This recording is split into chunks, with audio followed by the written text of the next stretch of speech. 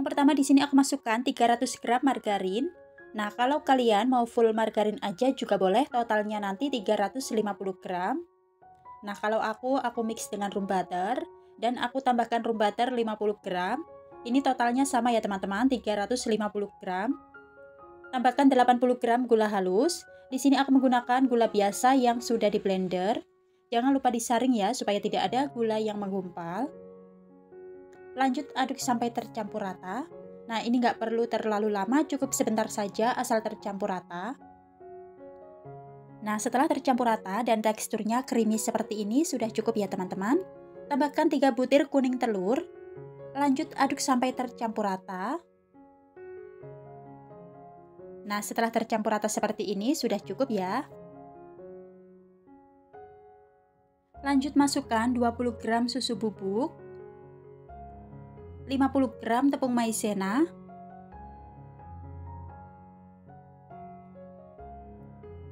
500 gram tepung terigu. Di sini aku menggunakan tepung terigu protein rendah. Nah, untuk tepung terigu ini dimasukkan secara bertahap ya teman-teman, dan jangan lupa diayak terlebih dahulu.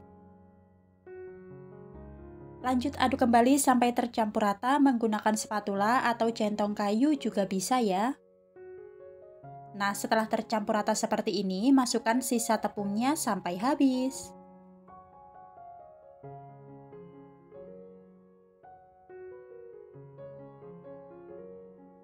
Dan aduk kembali sampai semua bahan tercampur rata.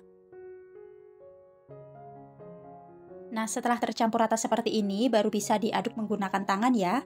Tapi jangan ditekan-tekan, cukup diaduk saja sampai tercampur rata. Nah, ini sebentar saja ya, gak usah terlalu lama. Nah, setelah tercampur rata, ini adonannya sudah tidak lengket dan ini siap untuk dibentuk. Nah, di sini udah aku siapin sebelumnya selai nanas yang sudah aku bulat-bulatkan. Lanjut di sini aku menggunakan sendok takar yang ukurannya 5 ml. Nah, ini kurang lebih nanti beratnya 6-7 gram ya. Nah, kalau kalian mau ditimbang juga boleh banget, tapi menurut aku lebih cepat menggunakan sendok takar seperti ini. Nah, ini aku takar sebagian aja. Ambil satu adonan lalu bulatkan. Nah, bulatkan seperti ini lalu pipihkan. Lalu beri isian selai nanas dan tutup kembali sampai rapat. Nah, pastikan selai nanasnya ini tidak kelihatan ya teman-teman. Nah, bulat-bulatkan sampai bentuknya itu halus, mulus, supaya nanti waktu di oven tidak retak. Nah, ini udah cantik banget. Dan untuk loyangnya tidak perlu diolesi dengan margarin ya teman-teman.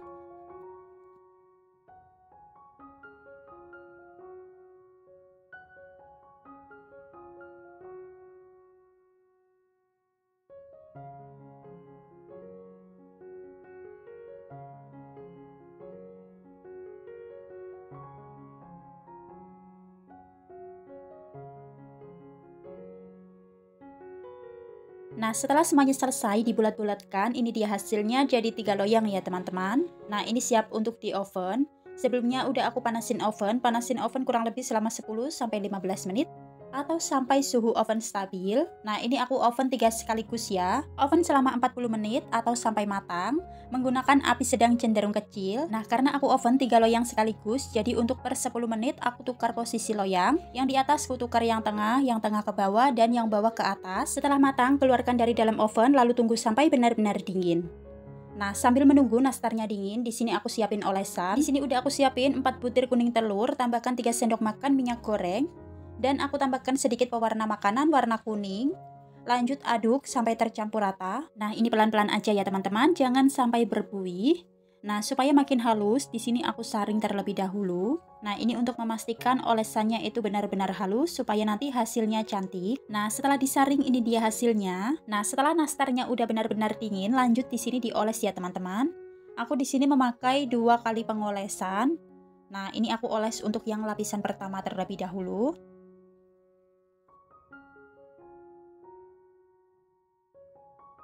Nah, setelah semuanya sudah dioles dengan olesan yang pertama, lalu tunggu sampai olesannya ini benar-benar kering.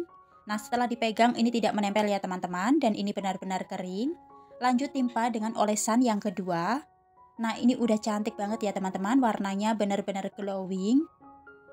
Dan olesi semua nastar sampai selesai. Nah, setelah semua nastar sudah dioles dengan olesan kedua, lalu oven kembali selama 10-15 menit menggunakan api sedang cenderung kecil. Nah, setelah matang ini dia hasilnya, lalu tunggu sampai benar-benar dingin. Setelah dingin baru bisa dikemas ke dalam toples. Lanjut di sini aku kemas menggunakan toples ukuran 800 ml. Nah, ini satu resep menghasilkan 3 toples ya teman-teman, dan ada lebihannya. Nah, ini ada lebihannya ya teman-teman. Nah, ini dia hasilnya, cantik banget ya, glowing, mulus, dan ini warnanya benar-benar cantik banget. Nah, ini dia hasilnya, meskipun menggunakan bahan-bahan yang ekonomis, tapi rasanya ini benar-benar enak, harum. Nah, ini lumer banget ya teman-teman.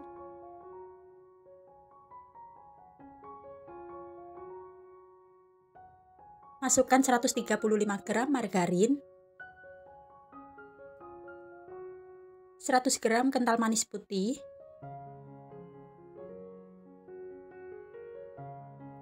setengah sendok teh vanili cair, ini bisa di skip ya, dan 2 cubit garam. Lanjut aduk sampai tercampur rata. Nah, ini aduk sampai teksturnya creamy ya teman-teman. Gak usah terlalu lama, cukup sampai tercampur rata saja. Nah, setelah tercampur rata, kurang lebih hasilnya seperti ini. Masukkan 230 gram tepung maizena. Dan aduk kembali sampai tercampur rata.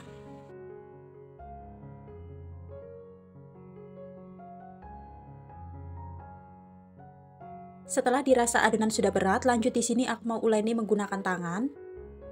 Nah, ini aduk sampai tercampur rata saja ya, tidak usah terlalu ditekan-tekan, cukup diaduk saja. Nah, ini teksturnya emang sedikit lembek ya teman-teman, atau creamy gitu. Nah, sebaiknya kalian menggunakan sarung tangan saja, tapi tenang aja, rasanya nanti tetap enak banget. Ini sudah siap untuk dibentuk. Lanjut di sini udah aku siapin loyang yang udah aku olesi dengan margarin tipis-tipis, dan aku menggunakan sepuit mawar seperti ini ya. Ambil sedikit adonan lalu masukkan ke dalam sepuit. Dan semprotkan ke loyang. Nah, kurang lebih seperti ini ya teman-teman. Ini mudah banget dan lakukan semuanya sampai selesai. Nah, setelah semuanya selesai, di sini aku beri topping choco chips. Untuk topping ini bisa disesuaikan dengan selera masing-masing ya. Kalau mau diberi selai juga boleh banget.